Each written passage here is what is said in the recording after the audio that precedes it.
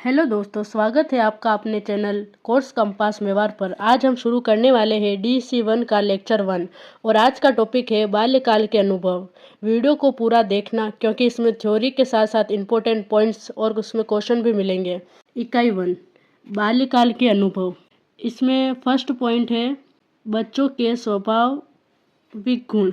बच्चों में कुछ गुण प्राकृतिक रूप से पाए जाते हैं जो उनके सीखने की प्रक्रिया को तेज करते हैं। सेकेंड पॉइंट है बच्चों का विकास केवल उनकी उम्र बढ़ने तक ही सीमित नहीं है बल्कि कई आंतरिक और बाहरी पहलुओं पर भी निर्भर है। मतलब कि बच्चों का विकास जीवन पर्यंत चलता रहता है। इसी में आपका छोटा सा एक पॉइंट है उत्सुकता। हर नई चीज़ को जानने की इच्छा, खोजबीन की प्रवृत्ति, अपने आसपास के वातावरण को समझने की कोशिश करना, विनोदी स्वभाव, खेल खेल में सीखना, नकल करना। बच्चे जब बड़े होते हैं तो हम बड़ों से उनको देखकर उनके व्यवहार के तरीकों को सीखते हैं। इसी में दूसरा पॉइंट है लिंग का प्रभाव। समाज में लड़के और लड़कियों की प्रवृत्ति, दृष्टिकोण उनके अनुभव को प्रभावित करते हैं। यह बच्चों की बातचीत, पहनावे और उनके जीवन मूल्यों को तय करता है। भेदभाव।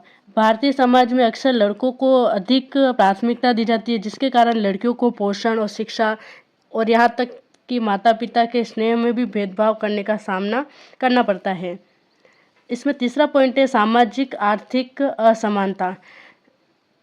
इसमें इसी को अपन अच्छे तरीके से कैसे समझेंगे। परिवार की आर्थिक स्थिति का बच्चे के भविष्य पर गहरा असर पड़ता है। निम्न वर्ग आर्थिक तंगी के कारण बच्चों की बुनियादी जरूरतें पूरी नहीं हो पाती। कई बार छोटी उम्र में ही बालक बाल श्रम करना पड़ता है। वे स्कूली शिक्षा से वंचित रह जाते हैं। फिर मध्यम वर्ग और उच्च वर्ग के जो परिवार होते हैं उनकी आर्थिक असमानता कैसे होगी। इन परिवारों को बच्चों को बेहतर शिक्षा, स्वास्थ्य, विकास के अधिक अवसर मिलते हैं। चौथा पॉइंट है हमारा परिवार और धर्म की भूमिका। बच्चा जिस परिवेश में रहता है वही उनके चरित्र की नींव रखता है। मतलब कि परिवार और धर्म का मेन महत्व रहता है बच्चे के परिवेश पर। आचार संहिता, धर्म और सामाजिक मान्यता बच्चों के व्यवहार के नियम तय करती है। और पारिवारिक माहौल कैसे होगा। परिवार बच्चों के जीवन का केंद्र होता है। घर का वातावरण सकारात्मक और नकारात्मक मानसिक और शारीरिक विकास को गहराई से प्रभावित करता है, विशेषकर बालिकाओं के संदर्भ में। और पांचवा पॉइंट है आपका भौगोलिक परिवेश का असर। बच्चा कहाँ रहता है उसका सीधा असर उसके रहन सहन, कौशल और खान पान पर पड़ता है। शैक्षिक विद्या, गांव, शहर, जनजाति क्षेत्र, पहाड़ी, रेगिस्तान और इनके इलाके में रहने वाले बच्चों को चुनौती और सीखने के अवसर अलग अलग होते हैं। कौशल विकास, भौगोलिक परिस्थितियाँ ही यह तय करती है कि बच्चा किस तरह का जीवन कौशल मतलब लाइफ स्किल्स योग्यता विकसित करेगा। छठा पॉइंट है हमारा मानसिक और भावनात्मक स्वास्थ्य। बच्चे के अनुभव स्थायी होते हैं, वे भविष्य की नींव रखते हैं। नकारात्मक प्रभाव जो बच्चे पर पड़ता है तो उनके भेदभाव और संसाधनों का अभाव बच्चे के आत्मसम्मान को कम कर देता है और भविष्य की भावनाओं को सीमित कर देता है। अब इसमें आपका पॉइंट है गरीबी का चक्र। जोखिम भरे कामों यानी बाल श्रम में लगे बच्चों को शिक्षा से वंचित रह जाते हैं जिससे वे गरीबी की जाल से बाहर कभी नहीं आते। इसलिए शिक्षित होना जरूरी है। लिंग आधारित सीमाएं, बालिकाओं के साथ होने वाले भेदभाव उनके केवल पारंपरिक भूमिकाओं तक सीमित कर देता है जिससे उनकी वास्तविक क्षमता दब जाती है। मतलब वो अपनी स्किल्स, कौशल को बाहर नहीं निकाल पाती। सातवां पॉइंट है सहायक वातावरण की आवश्यकता। एक बच्चे का सर्वांगीण विकास के लिए समाज की कुछ सामूहिक जिम्मेदारियां हैं। इसमें एक अपन छोटे छोटे पॉइंट बनाकर लिख सकते हैं। समान अवसर, बच्चों को उनकी पृष्ठभूमि की परवाह किए बिना शिक्षा और विकास के समान अवसर मिलने चाहिए। फिर सुरक्षित बचपन, इनके लिए हम सुरक्षित बचपन का माहौल जैसे बिना भय भेदभाव न हो वैसे बच्चों को सुरक्षा और उनकी क्षमताओं के अनुसार उनका विकास कर सकते हैं। विश्व दृष्टि, शुरुआती सकारात्मक अनुभव ही बच्चे के सोचने और उनके तरीके उसके भविष्य की आकांक्षाओं को आकार देते हैं। हमारा इसमें निष्कर्ष और सुझाव क्या रहेगा ये हम आपको बताते हैं। इन सामाजिक और भौगोलिक असमानताओं को दूर करने के लिए केवल व्यक्तिगत नहीं बल्कि सामाजिक नीतिगत प्रयासों की आवश्यकता है। जब तक समाज और सरकार मिलकर सचेत प्रयास नहीं करेंगे तब तक हर बच्चा अपने सपनों को साकार करने का समान धरातल नहीं मिल पाएगा। मतलब कि हमें सबको एक साथ मिलकर बच्चों को उनकी कौशल की स्किल को सीखना ज़रूरी है, सिखाना चाहिए। और इसके लिए हमें आसपास का वातावरण और उनका जो माहौल है उसको, अब हम उसकी व्याख्या तो पढ़ चुके हैं और हम इसके आगे अब क्वेश्चन स्टार्ट करेंगे। तो हमारा फर्स्ट क्वेश्चन है, निम्न में से कौन सा कथन बच्चों की क्षमताओं के विषय में प्रचलित गलत धारणाओं को दर्शाता है। इसका फर्स्ट है, बच्चे बोलने से पहले सोच नहीं सकते। सेकंड पॉइंट है, बच्चे अपने आसपास की घटनाओं को नहीं समझते। तीसरा पॉइंट है, बच्चे वयस्कों की तरह हर बात को नहीं समझ पाते। चौथा पॉइंट है, बच्चे बोलने से पहले भी बहुत शब्द समझते हैं। हमारा इसका आंसर फर्स्ट वाला होगा, जो क्या है, बच्चे बोलने से पहले सोच नहीं सकते। अब हम दूसरा प्रश्न स्टार्ट करेंगे। शिशु भाषा बोलना शुरू करने से पहले क्या कर सकते हैं। फर्स्ट पॉइंट है हमारा, वे स्वतंत्र रूप से कार्य कर सकते हैं। दूसरा पॉइंट है, वे अपनी देखभाल स्वयं कर सकते हैं। तीसरा है, वे कई शब्दों को समझ सकते हैं। और चौथा है, वे स्कूल जाना शुरू कर सकते हैं। आपको क्या लगता है दोस्तों कि इसका आंसर क्या होगा। इसका आंसर है तीसरा, वे कई शब्दों को समझ सकते हैं। अब हम तीसरा प्रश्न स्टार्ट करेंगे। निम्न में से कौन सा निष्कर्ष सही है। फर्स्ट है, बच्चे तभी सोचते हैं जब वे बोलना सीखते हैं। दूसरा है, वयस्कों की सभी धारणा बच्चों के बारे में सही होती है। तीसरा पॉइंट है, बच्चों को भावनात्मक सहारा देना आवश्यक नहीं है। बच्चों की क्षमताओं को अक्सर गलत समझा जाता है। अब इसमें जो नहीं है वो तो हमेशा होता नहीं है, क्योंकि बच्चों के नेगेटिव हमेशा गलत होते हैं, तो ये तो होगा नहीं।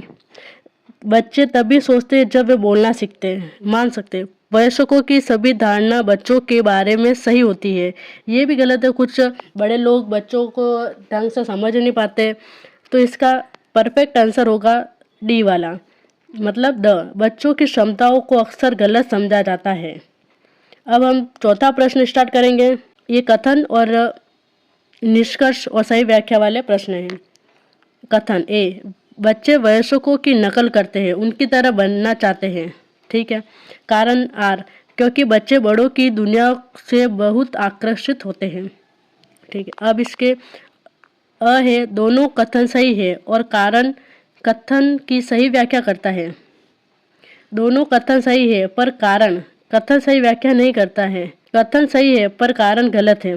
कारण तो सही है, कथन गलत है पर कारण सही नहीं है। अब यह कथन जो है वो आर की सही व्याख्या करता है। इसका आंसर होगा अ, मतलब दोनों कथन सही है और कारण कथन का सही व्याख्या कर रहा है।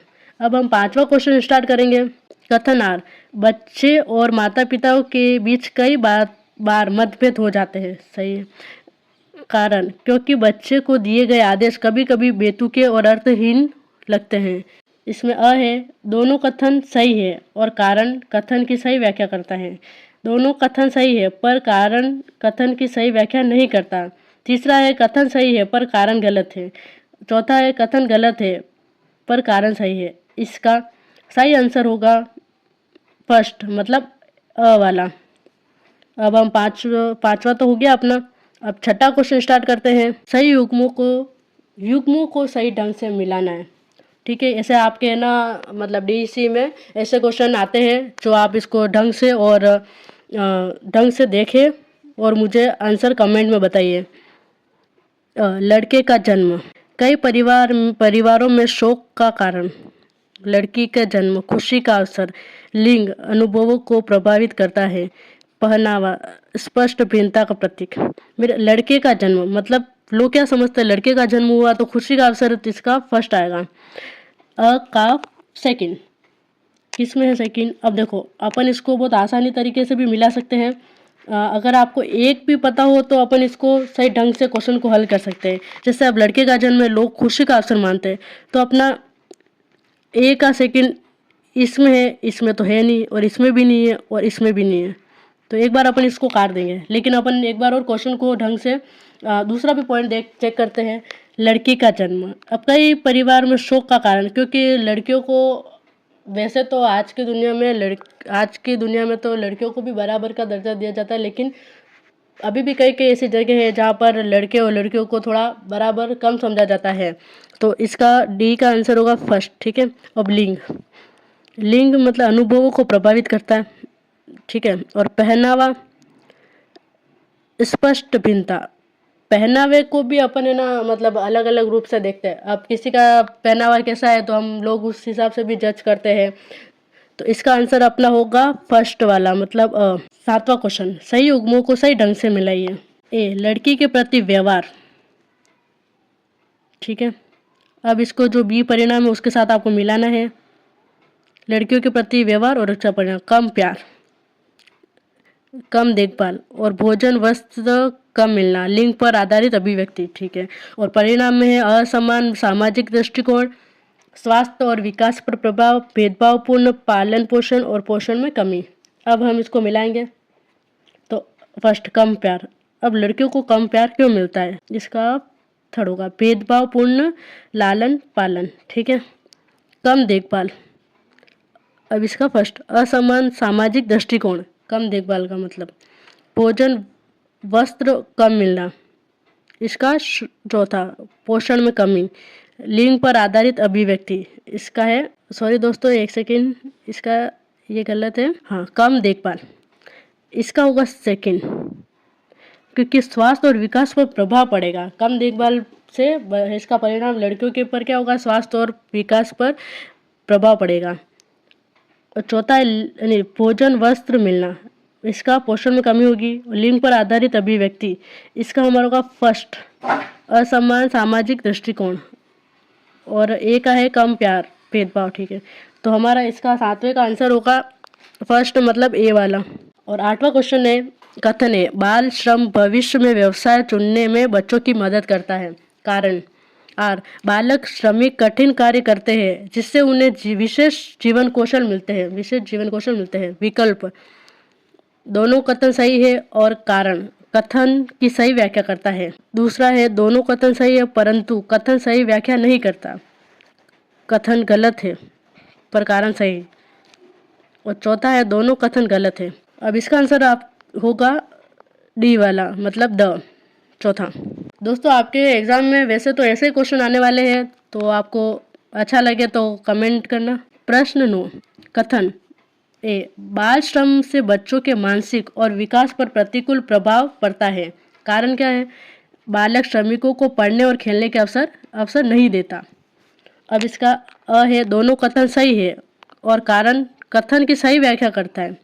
दोनों कथन सही है परंतु कारण कथन की सही व्याख्या नहीं करता। तीसरा है कथन सही है पर कारण गलत है। चौथा कथन गलत है कारण सही है। देखो इसको है ना एक बार वापस पढ़ेंगे अपन। बाल श्रम से बच्चों के मानसिक और शारीरिक पर प्रतिकूल प्रभाव पड़ता है। अब इसका कारण क्या बोल रहा है, बालक श्रमिकों को पढ़ने और खेलने के अवसर नहीं मिलते हैं, ठीक है। इसका आंसर होगा हमारा अ वाला मतलब फर्स्ट। अब हमारा एक लास्ट क्वेश्चन बचा है, तो आपका इसका आंसर आप कमेंट में जरूर देना। प्रश्न 10 कथन भारत में बालक श्रम केवल ग्रामीण क्षेत्रों की समस्या है, कारण आर क्या बोल रहा है, शहरी क्षेत्रों में बाल श्रमिकों को बेहतर मजदूरी मिलती है, काम की परिस्थितियाँ अच्छी होती है, ठीक है। अब इसमें अ है दोनों कथन सही है और कारण कथन की सही व्याख्या करता है। दोनों कथन सही है परंतु कारण कथन की सही व्याख्या नहीं करता। कथन गलत है पर कारण सही है। और चौथा है दोनों कथन गलत है। अब इसको दोस्तों अब इसका आंसर आप कमेंट में मुझे लिख कर बताना, और वीडियो आपको अच्छा लगे तो लाइक करें, चैनल को सब्सक्राइब करें और ऐसे DC1 के इम्पोर्टेंट लेक्चर के लिए जुड़े रहने के लिए कोर्स कंपास मेवाड़ के साथ बने रहे। थैंक यू दोस्तों।